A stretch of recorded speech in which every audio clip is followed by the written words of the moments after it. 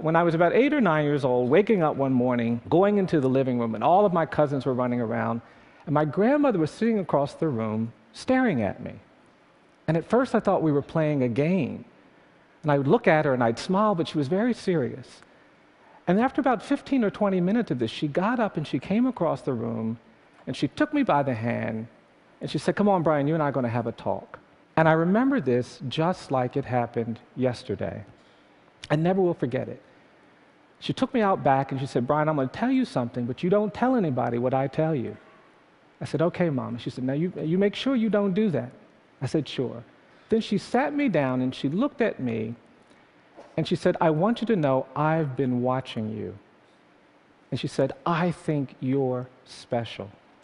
She said, "I think you can do anything you want to do." I will never forget it.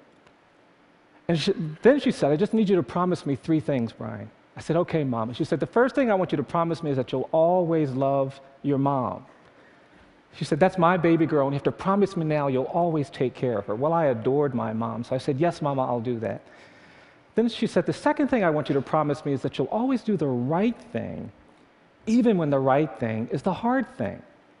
And I thought about it, and I said, "Yes, Mama, I'll do that." Then finally she said, "The third thing I want you to promise me is that you'll never drink alcohol." Well, I was 9 years old, so I said, "Yes, Mama, I'll do that." I grew up in the country in the rural South, and I have a brother a year older than me and a sister a year younger. And when I was about 14 or 15, one day my brother came home, and he had this 6-pack of beer. I don't know where he got it. And he grabbed me and my sister, and we went out in the woods, and we were kind of just out there doing the stuff we crazily did. And he had a sip of this beer, and he gave some to my sister, and she had some, and they offered it to me. And I said, no, that's okay. Y'all go ahead. I'm not going to have any beer." And my brother said, "Come on, we're doing this today. You always do what we do. I had some, your sister had some, have some beer." I said, "No, I don't feel right about that. Y'all go ahead. And then my brother started staring at me. He said, what's wrong with you? Have some beer." Then he looked at me real hard. He said, "Oh, I hope you're not still hung up on that conversation Mama had with you." I said, "Well, what are you talking about?" He says, "Oh, Mama tells all the grandkids that they're special."